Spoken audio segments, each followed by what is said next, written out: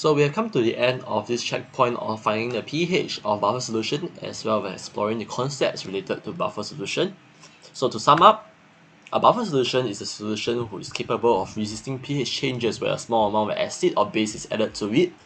So we have explored this idea using both the language way and the mathematical way of proving that the pH does not change much when a small amount of acid or base is added to it. But the main way or the main way to go about it in the exam is to just use the language way to explain, where you just use both equations on how the weak acid will react with the small amount of base and the strong conjugate base how you react with the small amount of acid, to explain why the ratio of your A minus to your H plus concentration would not change that much, and also proving that your pH does not change that much. And the enquiry on the enquiry side, we use the mathematical way to explore how the value of the pH of a buffer solution changes when a small amount of acid was added to it as compared to a non-buffer solution. How much the discrepancy between the new pH and the initial pH. So just to recap again, so an acidic buffer solution, so in general, the conditions for a buffer solution, or to identify a buffer solution, is when your solution contains both your unionized weak acid and its or unionized weak base and its respective conjugate base or respective conjugate acid.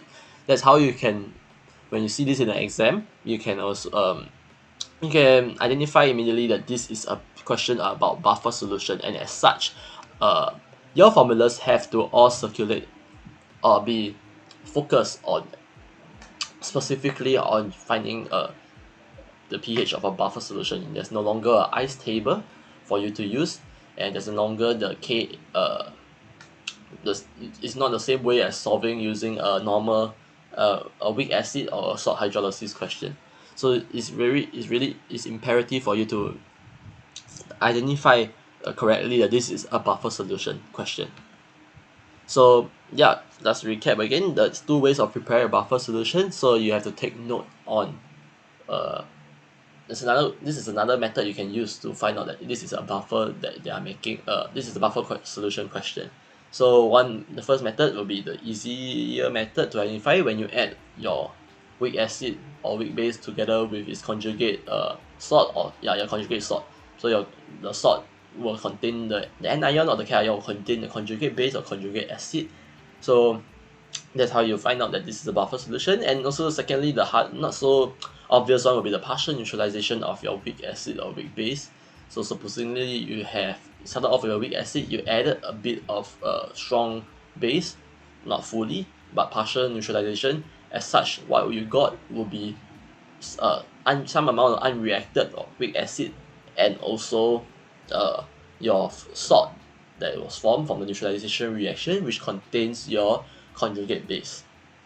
So moving on to the next checkpoint, we will be using all our knowledge from the checkpoint 0 to checkpoint 4 to actually find out how the pH of how to sketch a titration curve and how to find out the pH of the respective points. So see you in the next video.